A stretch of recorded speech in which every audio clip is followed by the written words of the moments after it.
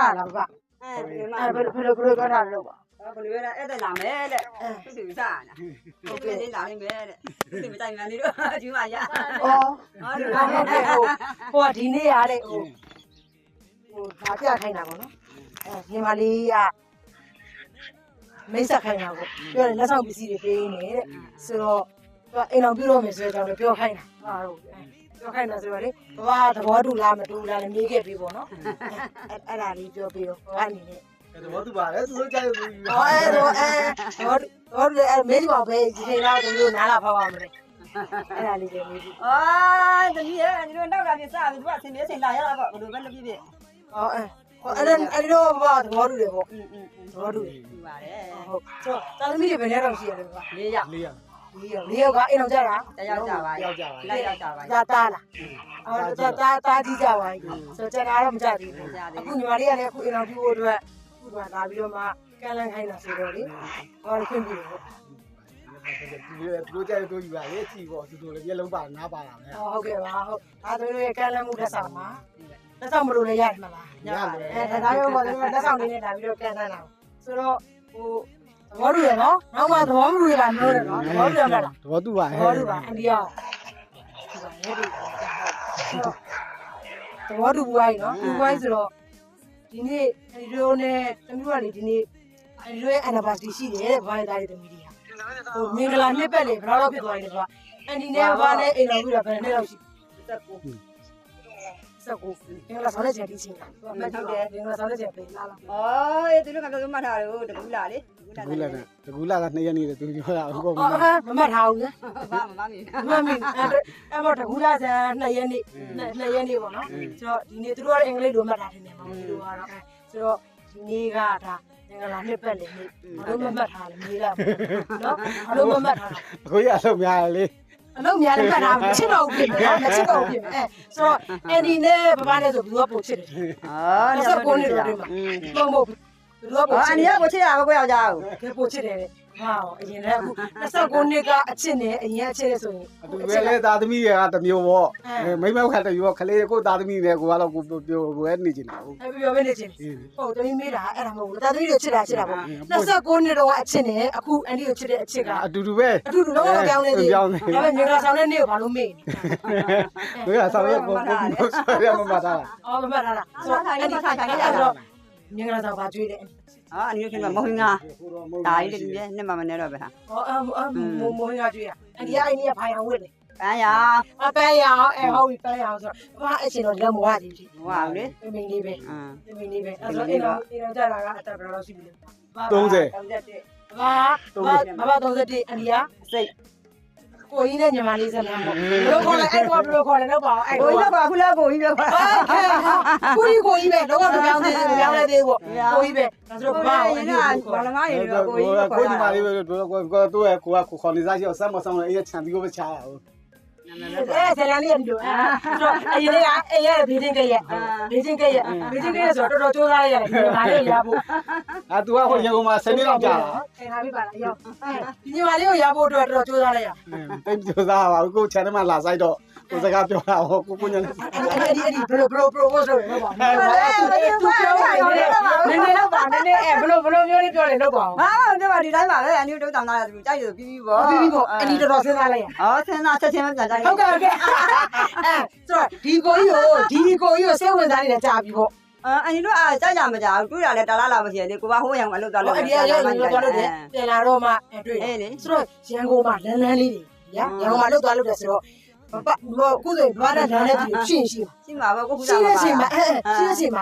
အဲ့ဒီရန်ကုန်လူမရွေးပဲနဲ့အဲ့တော့ဒီကိုကြီးကိုနော်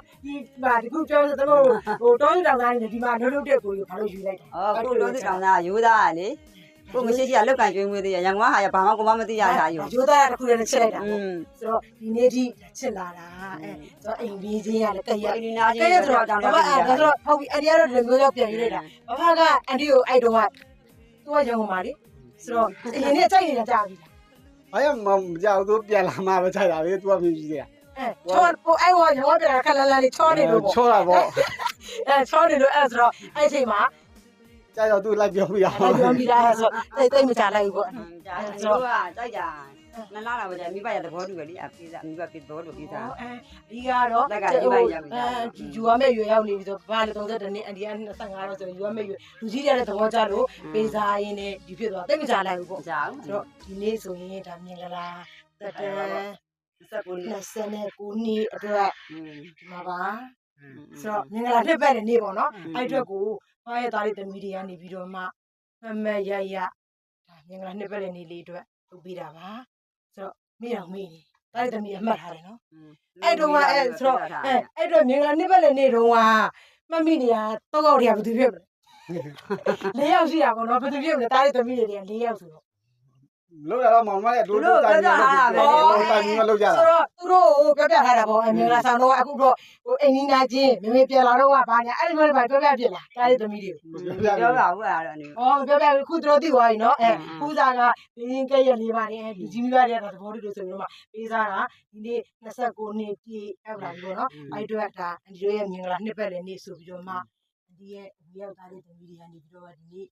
ခံရေးပေးတာပေါ့နော်ဆိုတော့ခုမှသားရဲ့သမီးတွေလည်းရှိတယ်ဆိုတော့သမီးတို့ဒါမြင်လားကိတ်လေးရင်ခွဲလိုက်နော်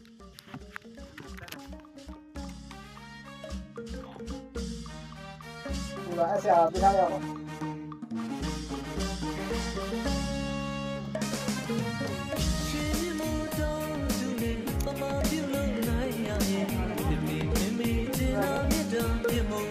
အော်အရေးရရတော့ဆိုရင်ဟိုဆိုရင်တော့အမေနဲ့ပဲဒီပါတော့ဆက်ဖို့ဒီကျိုးစားရှာနေတာဒီမှာမြတ်တာဒီမှာမြတ်တာအမေရဲ့မတွေ့ဘူးပေါလို့တွေ့တာဒီစောက်တော်လို့ ဒါရတို့စနန်းပါပါတယ်တို့သားမတင်လာခဲ့ရတယ် လူသမိုင်းမှာစာတင်လိုက်မယ်တိုင်းမှာဖေးဖေးမင်း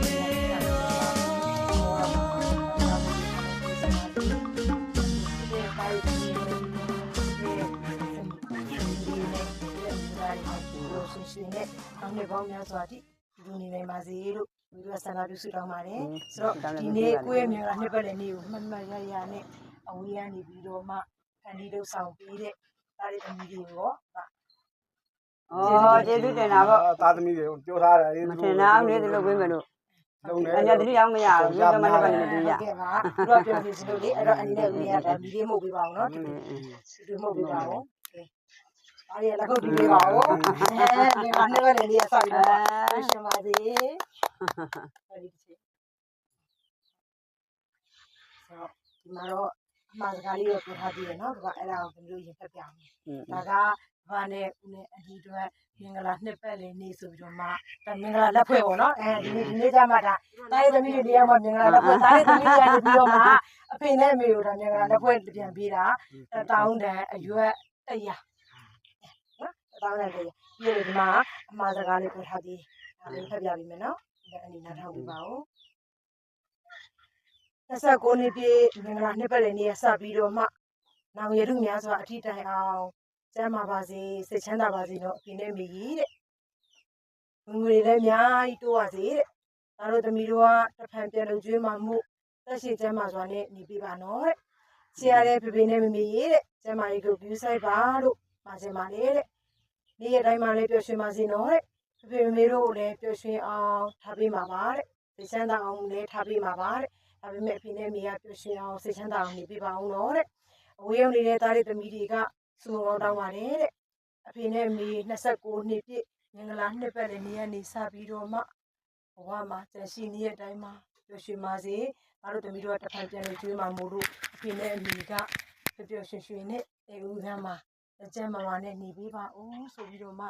အဝေးကနေပြီးတော့မှသားလေးသမီးတွေကဆုတောင်းထားပြီးတယ်ပေါ့နော်အဖေနဲ့မေပျော်ရွှင်ချမ်းမြေပါစေဆိုပြီးတော့ပြောထားပြီးရဆိုတော့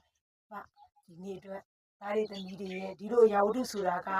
အရန်ကိုတည်တတ်တဲ့သားလေးသမီးတွေကိုပိုင်ဆိုင်ထားမှသာနေခံစားရတာပေါ့နော်ပြီးတော့လေဒီလိုအဖေအမေတွေရှိနေခြင်းကသက်ရှိဖရားတဆူရှိနေတယ်လို့မျိုးပဲသူတို့ကပြန်ပြီးတော့မှပြန်လို့ကြွေးခွင့်နေပြန်ပြီးဆက်ခွင့်နေရနေတာဆိုတော့ဒီနေ့ကိုယ့်ရဲ့မင်္ဂလာနှစ်ပတ်လည်နေ့ဆိုတာကဒါမင်္ဂလာနှစ်ပတ်လည်နေ့ကိုချို့သားသမီးတွေဆိုရင်ဒါမှမဟုတ်ရသိမရှိဘူးလို့ပြောလို့ရတယ်ကိုယ့်ရဲ့သားလေးသမီးတွေကအဖေတွေအမေတွေရဲ့နှစ်ပတ်လည်နေ့လေးကိုဒါမှတ်မှတ်ရရသူတို့ရဲ့ဟို ဖြစ်တဲ့ရတဲ့ချွေးနေစာလေးတွေနဲ့ပေါ့နော်သူတို့မှဖေးမေးတို့ပြန်ပြီးတော့မလုပ်ပေးရဆိုတော့လေဘာဒီနေ့အတွက်တားတဲ့သမီးတွေကလည်းကြည့်နေရဆိုတော့ဘာအနေနဲ့တားတဲ့သမီးတွေကိုပြန်ပြောချင်သေးလဲ ကျမ်းသာပါသေးလို့ကလုံးတလေးစားစီးပွားတိုးတက်လို့ဒီလိုများလို့အောင်မြင်ပါလို့ဆုတောင်းပါတယ်ဒီလေးတားတယ် ကဲပါဘာဆိုအဖေတွေကစိတ်ခိုင်နေတဲ့ပါတယ်ဒီနေ့သမီးတို့ပြောလိုက်တဲ့အချိန်မှာဘာရဲ့မျက်ဝန်းအိမ်မှာသမီးတို့မျက်ရည်လေးတွေ့တယ်လေဘာတားတဲ့သမီးတွေသတိရသွားတာလား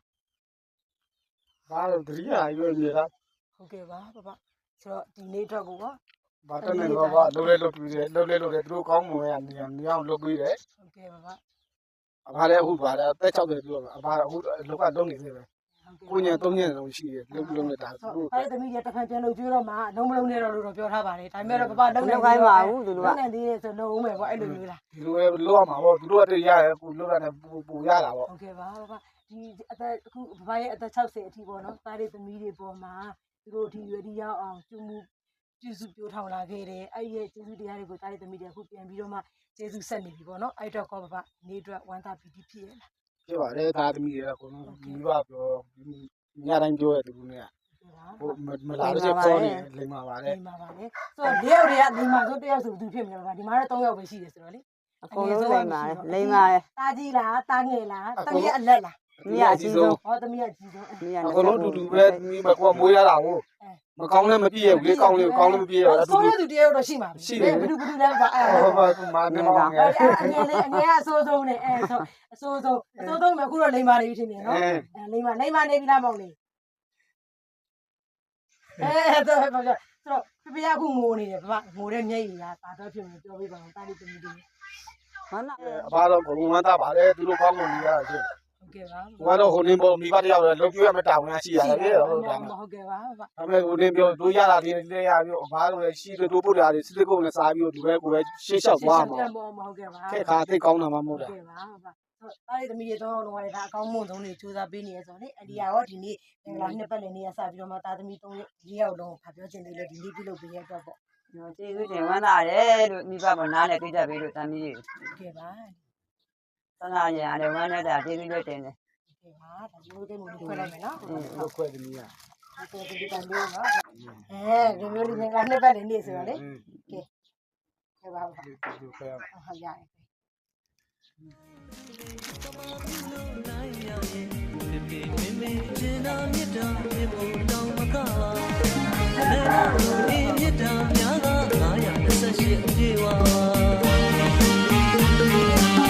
မိသားစုဝဲရဲ့တော့ကိုဖေဖေကြိုးစားရှာနေတာဒီမှာမြတ်တာအမေရဲ့မခွေပြူကောင်းလို့ခွေ ဒီကိုကြီးလေးညီမလေးနဲ့လူရင်ကျွေးကဲကိုကြီးရင်ကျွေးပေးပါအောင်နော်ဟုတ်ပါပြီ ဘုန်းကြီးကြီးရမှာလို့ကိုကြီးကြီးရယ် ဟုတ်တယ်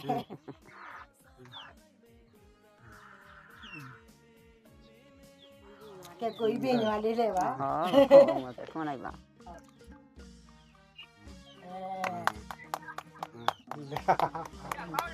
အေးတောက်ကျွေးဟုတ်တယ်ရောက်အဒီကျွေးပေးပါအောင်လို့လေကျွေးရမယ်လေဟုတ်ကဲဟာရာပဇာဟာရာ နားပြလိုက်မယ်ဒီရ သမီးလေတော့ရလားအဒီဟုတ်ကဲ့ဟုတ်ကဲ့လားသမီးစားပါမယ်ပြေးစားပါမိုင်းလေးကျွေးပါ ကုန်စားကြအောင် ဒီနေ့တော့ပြင်းနေမမေကိုဘာပြောချင်သေးလဲမရှိနေရပြောလေ ပါရောဒီကကျွန်မရဲ့ကူးဆိုင်ကိုပဲကျွန်မရဲ့ကူးဆိုင် လောက်တယ်မလောက်နဲ့တော့ လောက်ကလည်းမလောက်ခိုင်းပါဘူးဘောနမရေဆိုအဖေတို့ဘာမှမလုပ် ဒါ နဲ့ ကအိမ်တော့ကြောက်ရတဲ့တယောက်ပေါ့သူကအိမ်တော့အကြီးဆုံးသမီးကိုလည်းအကြီးဆုံးသမီးကိုတော့ယောက်ျားယူပေးလိုက်ပြီဆိုတော့ဒီလိုရပြီနော်ဆိုတော့ညီမလေးရောပြင်းနေမမေကိုဒီနေ့တော့ဘာပြောချင်သေးလဲ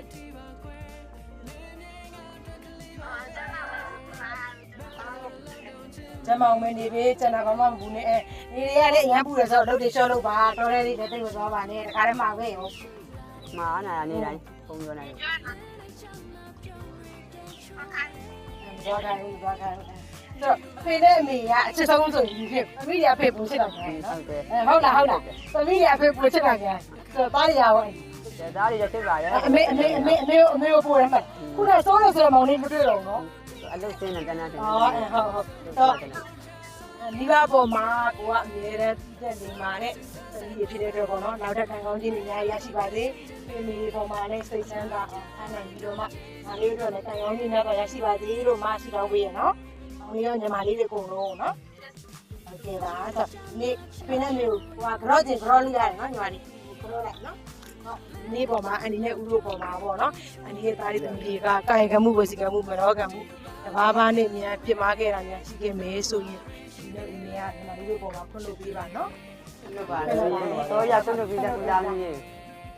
ဒါချင်းကြောလို့ရရင်တော့ဘောလေးထိုင်ချောက်ရည်နဲ့ဒဲလေးပဲကြောလိုက်တော့အေး အဲဒီရောက်ကနေတော့လိမ့်မှာ ဟုတ်ကဲ့ပါစိတ်ထဲနဲ့ကြောလိုက်ပါပြီဟုတ် ငါချင်းမဟိုငါချင်းမဟိစီပါ စစ်တောင်းပေးလိုက်ပါအောင်နော်ဗျာ ကျမလည်းချင်းပါလေဒီများလည်းဘောမင်းအောင်လည်းဘောမင်း ဒီပေါင်းရပါမှသေးမှဒီသွားတဲ့အားရမတူလို့ကောင်းတယ် အော်မင်းတယောက်တော့ surprise တိုက်ပေးပါရဲ့ထိန်းချင်လို့ပါတဲ့နော်ဟုတ်တယ်ပါထိန်းနေပါမလားညီထိန်းချင်နေပါပြီတဲ့ surprise တယောက်ပါတဲ့ဘယ်လိုလဲလောက်ပါ လည်းတော့ရွှေ ရတယ်နော်မွေးပြီးတော့နေနဲ့ပြန်ပို့လိုက်လို့ရတယ်ဒီမှာနေငွေမှာသွားချို့လိုက်မယ်ဟုတ်တယ်လားပါထိန်းပါမလားထိန်းပါတော့ဟုတ်ကဲ့ပါတရှိတဲ့နေလေးဖြစ်ပါစေနော်အနေနဲ့ဟုတ်ကဲ့ပါအဲ့တော့ကြာနေသူတို့မယူချင်တဲ့ဦးတွေနဲ့သူတို့ကသိရတယ် ဒီရမယ်ဒါစိတ်ကြည့် အော်အဲ့ အမေကသူမရတော့လုံးမ တမီးတို့စားကြအောင် ဟုတ်ကဲ့ဟုတ်အကျိုးလေဒီနေ့လူဒီနေ့ကလည်းပဲအင်္ဂါကြီးပြင်လေဟာတကောင်းတဲ့အရက်တရဘာလို့မစိဘူး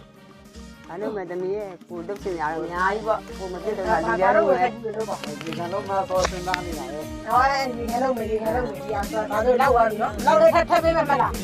မလောက်လေးထပ်ပေးမယ်မလားပေးမယ်နော်ဒီမှာဟိုဘာလို့စင်တာလဲဒါလိုက်ပေးတယ်မဟုတ်လားတက်တော့ဆိုတော့ဒီကိုလာလေးကတက်အိမ်ကဘာလဲဒီလိုဘာလို့စင်တာလဲဒီတက်ပြရတယ်နော်ဒီမှာပါအမေရောတွေ့ဘူးဘာလို့လဲဒီစောပါဖြစ်လာကျေးဇူးတိုင်းဟာကြရဲ့လူသမိုင်းမှာစာတင်လိုက်မယ်လူသားတိုင်းဟာဒီတိုင်းပြရတယ်မင်းနဲ့ကျမဟု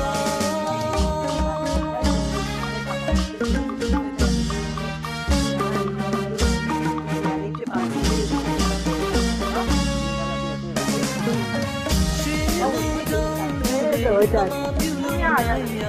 ဒါလေးတိုင်းမပါမှာပဲဟာလားဘောလုံးနေနော်